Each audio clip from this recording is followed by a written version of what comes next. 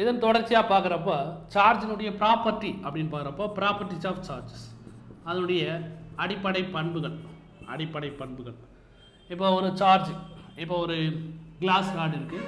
Class rod வந்து positively charge பாடி, இன்னொரு class rod இருக்குது, அதுவும் பாசிட்டிவ்லி சார்ஜ் பாடி. அப்போ இது ஒரு பாசிட்டிவ், இது ஒரு பாசிட்டிவ். ஒரு கிளாஸ் ராடு பாசிட்டிவ் சார்ஜ் இருக்குது, இன்னொன்று வந்து நெகட்டிவ் சார்ஜு ரப்பர் இருக்குது. இது பாசிட்டிவ் சார்ஜ் கிளாஸ் ராட், அதாவது கண்ணாடி துண்டு. இது வந்து negative charge rubber rod, rubber துண்டு அப்படின்னு வச்சு. இப்போ சாதாரணமாக இது ஒரு பாசிட்டிவ் சார்ஜு, இது ஒரு பாசிட்டிவ் சார்ஜு. அப்போ ரெண்டு பாசிட்டிவ் சார்ஜுன்றப்போ ரிப்பல் பண்ணும். அப்போது நம்ம என்ன சொல்லலாம், like charges. So like charges repel each other அப்படின்னு. Like charges repel each other, அதாவது ஒத்த மின்னூட்டங்கள் ஒன்றை ஒன்று எதிர்க்கும் அப்படின்னு சொல்கிறோம். லைக் சார்ஜஸ், இதுவும் ப்ளஸ்ஸு இதுவும் ப்ளஸ்ஸு, அதை கண்டிப்பாக ரிப்பல் பண்ணும் அப்படின்னு சொல்கிறோம். ஆனால் ஒன்று ப்ளஸ்ஸு இன்னொன்று மைனஸாக இருக்குது. அப்போது இது ரெண்டும் அன்லைக் சார்ஜஸ். ஏன்னா இது பாசிட்டிவ், இது நெகட்டிவ். அப்போது இது ரெண்டும் என்ன சார்ஜஸ்னால் அன்லைக் சார்ஜஸ் அல்லது டிஃப்ரெண்ட் சார்ஜஸ். வேறு எப்படி சொல்லணும்னா, தமிழில் என்ன சொல்லணும்னா எதிர் மின்னூட்டங்கள். அப்போ unlike charges attract each other அப்படி சொல்கிறோம். ஸோ இதுதான் வந்து ரெண்டு ப்ராப்பர்ட்டி. ஸோ ஃபஸ்ட்டு ப்ராப்பர்ட்டி அப்படின்னு பார்க்குறப்போ like charges repel each other, ஒத்த மின்னூட்டங்கள் ஒன்றை ஒன்று எதிர்க்கும். மாறுபட்ட மின்னூட்டங்கள் அல்லது எதிர் மின்னூட்டங்கள் ஒன்றை ஒன்று கவரும். அப்போ like charges repel each other, unlike charges attract each other. இது டூ ப்ராப்பர்ட்டி ஆஃப் சார்ஜ் அப்படின்னு சொல்கிறோம். ஆனால் ஃபண்டமெண்டல் ப்ராப்பர்ட்டி ஆஃப் சார்ஜ் அப்படின்னு பார்க்குறப்போ, இப்போ fundamental property of charge, basic property or fundamental property. So basic properties of சார்ஜில் வந்து நம்ம வந்து த்ரீ பார்ட்டாக பிரிக்கலாம். நம்பர் 1 அப்படின்னு பார்க்குறப்போ ஃபஸ்ட்டு வந்து சார்ஜோடைய மதிப்பு, அதாவது மின்னூட்ட மதிப்பு, சார்ஜ் வேல்யூ. நம்பர் 2 வந்து law of conservation of charge, மின்னூட்டத்தினுடைய அழிவின்மை விதி, மின்னூட்டத்தின் அழிவின்மை விதி. அதே போல் லாஸ்ட்டாக பார்க்குறப்போ quantization of charge. Quantization of சார்ஜ்னா என்ன மீனிங்னா, அதாவது எண் மதிப்பு அப்படின்னு சொல்லுவோம். இப்போ சார்ஜ் நம்ம பார்க்குறப்போ சார்ஜ் வந்து எதை பேஸ் பண்ணி வருதுன்னா எலக்ட்ரானை பேஸ் பண்ணிடுது. நம்ம ஏற்கனவே பார்த்த மாதிரி Q = N × E. அப்போ ஒரு அணுவனுடைய சார்ஜ் அல்லது ஒரு எலமெண்ட்டுடைய சார்ஜ் எதை பேஸ் பண்ணி அமைக்கிறதுனா எலக்ட்ரானுடைய மின்னூட்டத்தை பொறுத்தே அந்த பொருள் அல்லது அந்த அணுவினுடைய மின்னூட்டம் கணக்கிடப்படுகிறது. இது முதல்.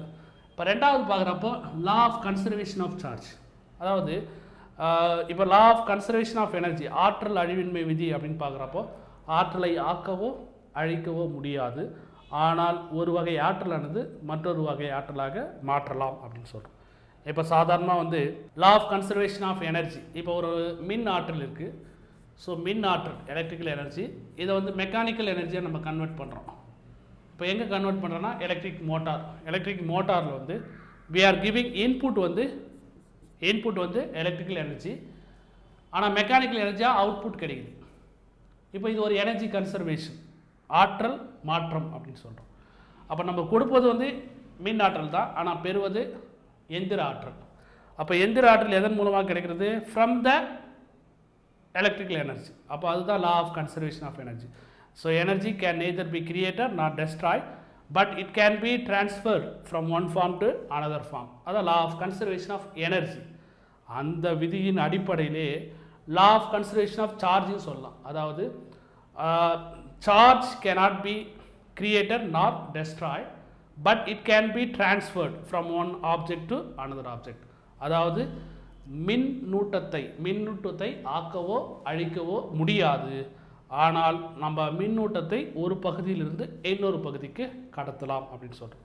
அப்போ அந்த டோட்டல் வேல்யூ ஆஃப் சார்ஜ் வந்து எப்பவுமே வந்து நெட் சார்ஜ் வந்து எப்பவுமே மாறாது அப்படின்னு சொல்கிறோம்.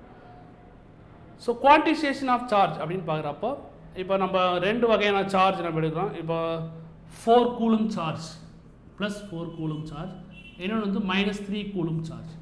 இப்போ இது ரெண்டையும் எப்படி ஆட் பண்ணலாம் அப்படின்னு பார்க்குறப்போ எவ்வாறு ஆட் பண்ணலாம்? இப்போ ரெண்டுத்தையும் ஆட் பண்ணுறப்போ சாதாரண அல்ஜிப்ரிக் எக்ஸ்பிரஷன் இயற்கணிதத்தை பயன்படுத்தி நம்ம கூட்டலாம். எப்படி கூட்டலாம்னா இது ஒரு +4, இது -3, அப்போ ஆன்சர் வந்து 1C + 1C அப்படின்னு சொல்கிறோம். இப்போ சாதாரணமாக இதில் பார்க்குறப்போ ஒரு குவான்டிசேஷன்னா அதனுடைய மதிப்பு என்பது எவ்வாறு பெறப்படுகிறது அப்படின்னு பார்க்குறப்போ இதனுடைய இயற்கணித கூடுதல் பலன் தான் வந்து குவான்டிசேஷன் ஆஃப் சார்ஜ் அப்படி சொல்கிறோம். அப்போ பேசிக் ப்ராப்பர்ட்டி வேறு, ப்ராப்பர்ட்டிஸ்னு வேறு. அப்போ ப்ராப்பர்ட்டிஸ்னால் அது like charges repel each other, unlike charges attract each other. But basic property அப்படின்னு பார்க்குறப்போ சார்ஜோடைய மதிப்பை நம்ம கணக்கிடலாம். அது மட்டும் இல்லை, சார்ஜ் வந்து எந்த விதிக்கு உட்படுகிறதுனா conservation of charge, law of conservation of என்ற விதிக்கு உட்படுகிறது. அது மட்டும் இல்லை, மின்னூட்டமானது அதனுடைய கூடுதல் எவ்வாறு பெறப்படுகிறது என்று பார்க்கணுமானா அதாவது இயற்கணித விதியின் அடிப்படையில் நம்ம கூட்டலாம். அது மட்டும் இல்லை, இப்போ ஃபார் எக்ஸாம்பிள் இப்போ ஒரு சார்ஜோட மதிப்பு வந்து -4 கூலும்னு இருக்குது. இந்த -4 கூலும் ஒரு பொருளுக்கு மாற்றப்படுகிறது, அங்கேயும் -4 கூலுமாக தான் இருக்குது. அப்போ இந்த கூலும் என்பது என்னென்னா சார்ஜோடைய SI யூனிட் அப்படின்னு சொல்கிறோம். அப்போ ஒரு ஆப்ஜெக்ட்லேருந்து இன்னொரு ஆப்ஜெக்ட் வந்து சார்ஜ் மூவ் ஆகிறப்போ அதனுடைய மதிப்பு மாறாது அப்படின்னு சொல்கிறோம். மின்னூட்ட அழிவின்மை விதி என்பது law of conservation of charge அப்படின்னு நம்ம சொல்கிறோம். ஸோ இந்த சார்ஜினுடைய இன்னொரு பரிமாணம் அப்படின்னு நம்ம பார்க்குறப்போ டைமென்ஷன் ஆஃப் சார்ஜ் அப்படின்னு பார்க்குறப்போ சார்ஜ் நம்ம வேறு எப்படி நம்ம டிஃபைன் பண்ணலாம், இல்லை சார்ஜ் வந்து வேறு எங்கே யூஸ் பண்ணுறாங்க அப்படின்னு பார்க்குறப்போ நம்மளுக்கு ரெண்டு வகையான சார்ஜ் சொன்ன மாதிரி, ஒன்று நெகட்டிவ் சார்ஜ், இன்னொன்று வந்து பாசிட்டிவ் சார்ஜ். இது இல்லாமல் நியூட்ரல் சார்ஜ், நியூட்ரல்ன்றது நியூட்ரான் அப்படின்னு சொல்கிறோம். இப்போ இந்த எலக்ட்ரானுடைய ஓட்டம் தான் மின்னோட்டம். இப்போ எலக்ட்ரான் வந்து ஃப்ளோ ஆகுது. ஸோ எலக்ட்ரான் வந்து flow of electrons.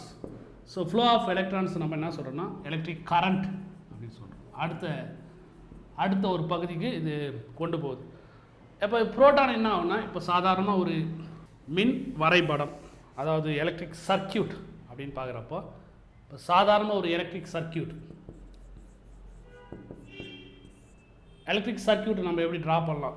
At least we need 4 major component. Number 1, source of electricity. Number 2, connecting wire. Number 3, high resistant electrical instrument or electrical component. Number 4, switch. இப்போ சாதாரணமாக வந்து மின்னூட்டம் எங்கேருந்து பெறப்படுகிறதுனா பேட்ரி ஆர் செல் அப்படின்னு சொல்கிறோம். பேட்ரி ஆர் செல் நம்ம பின்னாடி வந்து நம்ம எலக்ட்ரிக் சர்க்கியூட் டயக்ராம் அப்படியே சிம்பிளாக டிஸ்கஸ் பண்ணலாம். Just I have drawn the பேட்ரினா long line short line, long லைன்றது பாசிட்டிவ், ஷார்ட் லைன்றது நெகட்டிவ். இப்போ பேட்டரியில் எப்பவுமே வந்து பேட்டரிக்கு செல்லுக்கும் டிஃப்ரென்ஸ் இருக்குது. செல் என்பது என்னென்னா ஒரு சிங்கிள் பாசிட்டிவ் ஒரு சிங்கிள் நெகட்டிவ் இருந்தால் அது நம்ம செல்லுன்னு சொல்கிறோம், cell. So combination of cell is called battery. More then one positive and negative terminal இருந்தாலே அது வந்து பேட்ரின்னு சொல்கிறோம். ஒரு பேட்ரி ப்ளஸ் ஒரு எலக்ட்ரிக் பல்ப் ஃபாலோட் பை கீன்றது நம்ம எப்படியும் வரையலாம், அப்படி இல்லைனா நம்ம எப்படியும் ட்ரா பண்ணி காட்டலாம். இது கீ, இது பல்பு, இது எலக்ட்ரிக் செல் ஆர் பேட்டரி, எலக்ட்ரிக் பேட்ரி.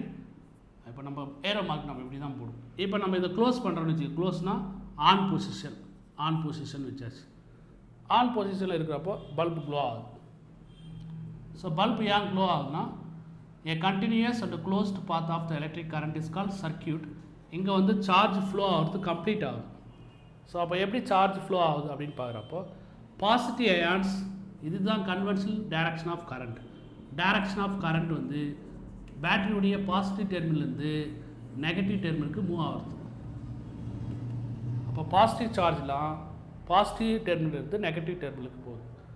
அப்போ எலக்ட்ரான் எப்படி மூவ் ஆகுதுன்னா அதுக்கு ஆப்போசிட் டைரக்ஷன். அப்போ எலக்ட்ரானுடைய மூவ்மெண்ட் வந்து from negative terminal to positive terminal.